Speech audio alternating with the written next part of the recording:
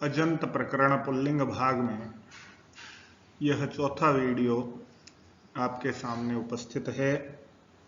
इस वीडियो में हम प्रथमा विभक्ति द्विवचन में प्रयुक्त होने वाले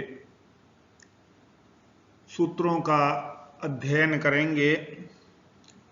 इनमें जो पहला सूत्र है वह है सरूपाणाम एक शेष एक विभक्तौ।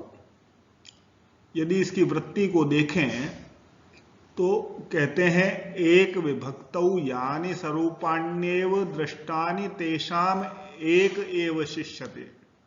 अर्थात एक विभक्ति में अर्थात समान विभक्ति के परे होने पर जितने शब्द समान रूप वाले हों उनमें से एक ही शेष रहे अर्थात अन्य का लोप हो जाता है। तो एक रूप वाले जितने भी शब्द प्रयोग किए जाते हैं उनमें से एक ही शेष रहता है। विशेष रूप से ये कार्य द्विवचन में और बहुवचन में प्रयुक्त होता है। द्विवचन में जब हम राम का रूप कहते हैं रामऊ, तब हम कहते हैं कि दो राम, तब उसका प्रयोग हम राम राम ऐसा करके प्रयोग करते हैं।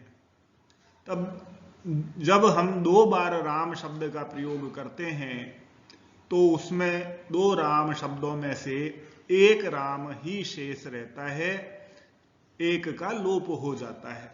इसी प्रकार बहुवचन में जब हम प्रयोग करते हैं तो दो से अधिक संख्या को हम बहुवचन कहते हैं। तब राम राम राम तीन बार शब्द का प्रयोग करते हुए बहुत्व को प्रकट करते हैं। तब उन तीन राम शब्दों में से सरूपाणाम एक शेष एक विभक्तौ, इस सूत्र से उन तीन रामों में से एक राम शब्द ही शेष रहता है। अब यहां विशेष ज्ञातव्य बात यह है कि जितने समान रूप वाले शब्द होते हैं उनमें एक ही शब्द शेष रहता है और अन्य का लोप हो जाता है। तो एक शेष जो कार्य है वह अंतरंग होने से विभक्ति कार्य से पूर्व ही होता है। यह बात ध्यान में रखने की है। इसे हम आगे जब शब्द सिद्ध रूप सिद्धि करेंगे, पद का प्रयोग सिद्ध करेंगे रामऊ, वहां और अधिक स्पष्ट करने का प्रयास करेंगे। तो यहाँ इस सूत्र की महत्ता इसलिए है कि जब हम द्वित्व अथवा बहुत्व विवक्षा करते हैं तब उसमें शब्दों का दो बार अथवा दो से अधिक बार प्रयोग करते हुए एक शब्द को ही शेष रखते हैं, जिसके लिए यह सूत्र प्रवृत्त होता है। तदुपरांत जो दूसरा सूत्र इस द्विवचन में प्रयोग होगा वह है प्रथमयो पूर्व सवर्ण।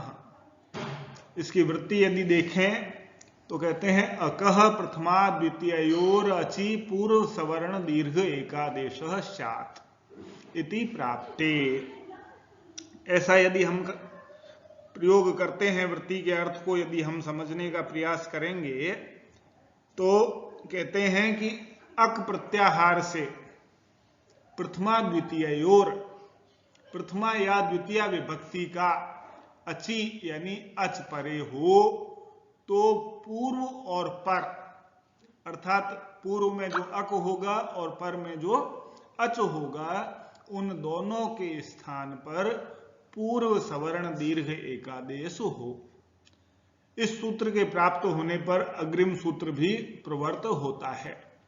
तो यहां सामान्य रूप से इसके अर्थ को हम और अधिक स्पष्ट करने का प्रयास करें तो जो पूर्व पद होगा या पूर्व शब्द जो होगा उसमें अंतिम वर्ण अक प्रत्याहार का होना चाहिए और जो द्वितीय शब्द होगा उसका प्रथम वर्ण अच प्रत्याहार का होना चाहिए।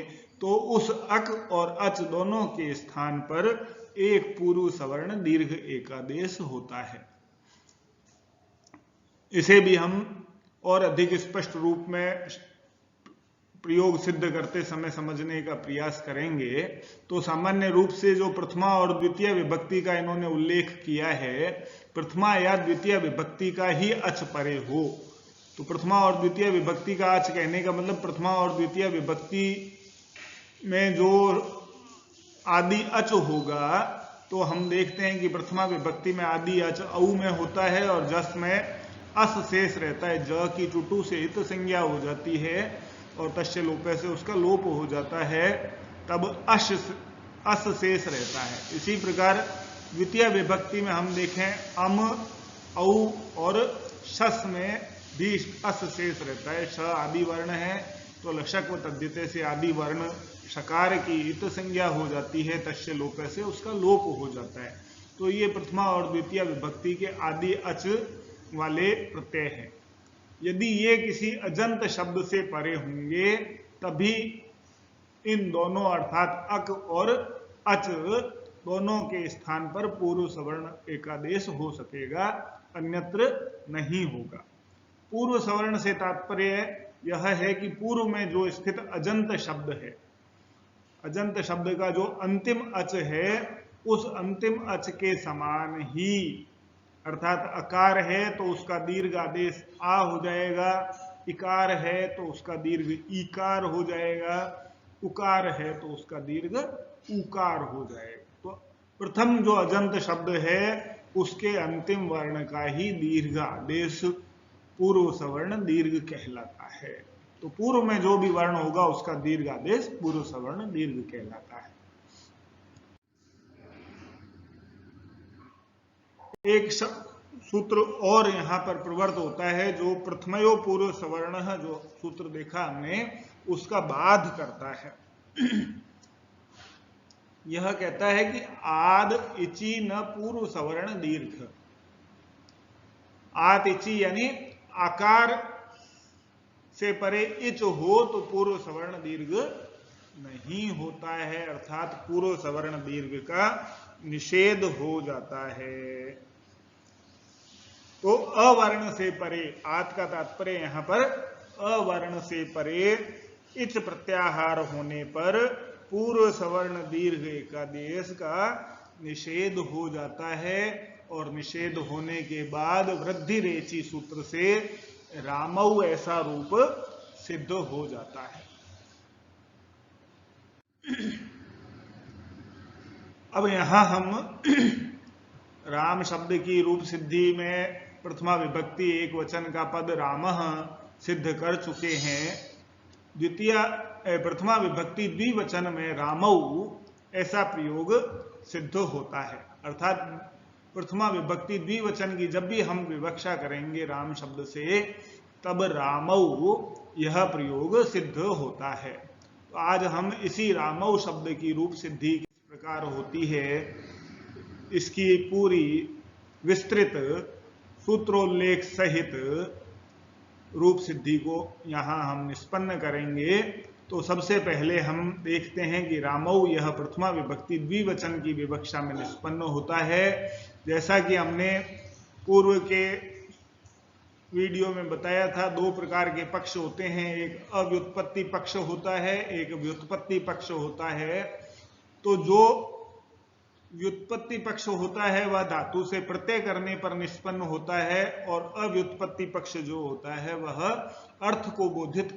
अर्थ का बोध कराने वाला होता है। तो यहाँ अव्युत्पत्ति पक्ष में रमन्ते क्रीडन्ते योगिनो अस्मिन् इति ऐसा अर्थ करते हैं जब राम शब्द का अर्थ निकलता है, और रम धातु से घय प्रत्यय करने पर राम शब्द जब निष्पन्न करते हैं तो वह हमारा व्युत्पत्ति पक्ष कहलाता है। इन दोनों ही अर्थों में हमने देखा था प्रथम वीडियो में कि दो सूत्रों की प्रवृत्ति होती है, एक तो अर्थवान शब्द की प्रातिपदिक संज्ञा होती है, और एक कृत तद्धित समासाश्च सूत्र से कृदंत की तद्धितांत की और समास की प्रातिपदिक संज्ञा होती है। तो यहाँ दोनों ही अर्थ राम शब्द में प्रवृत्त होते हैं। अतः अव्युत्पत्ति पक्ष में जब हम देखेंगे तब अर्थवद धातुर प्रत्यय प्रातिपदिकम, इस सूत्र से राम की प्रातिपदिक संज्ञा होती है, और जब व्युत्पत्ति पक्ष में कृदंत होने के कारण से कृत तद्धित समासाश्च सूत्र से रम धातु से जब घय प्रत्यय की प्रवृत्ति करते हैं तो घय प्रत्यय कृत प्रत्ययों में पठित है, अतः राम कृदंत का शब्द बनता है। ऐसे में कृत तद्धित समासाश्च सूत्र से राम की प्रातिपदिक संज्ञा होती है। तदुपरांत प्रातिपदिक संज्ञा से शुभ प्रत्ययों की प्राप्ति होती है, तब शुभ विभक्ति का जो सूत्र निर्देश किया गया है वह है स्वौज समौट छष्टाभ्याम भिस गेभ्याम भ्यस घसिभ्याम भ्यस घस ओसाम ज्ञोस सुप। तो इस सूत्र से राम शब्द से सुप विभक्तियों की प्राप्ति होती है। यह सूत्र हमने पिछले वीडियो में देखे थे कि कुछ सूत्र की प्रवृत्ति निरंतर क्रम से होती है। यहां भी हम उन्हीं क्रम का अनुसरण करते हुए देखते हैं कि ज्ञाप प्रातिपदिकात प्रत्यय परश्च।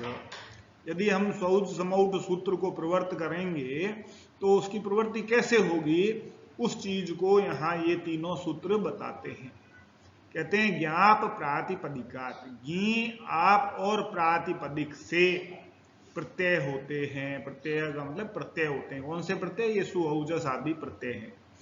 उनकी प्रवृत्ति कहाँ होती है? तो कहते हैं परश्च, प्रातिपदिक से परे होती है। तो प्रातिपदिकात क्या है? पंचम्यंत पद है तो उससे परे होती है।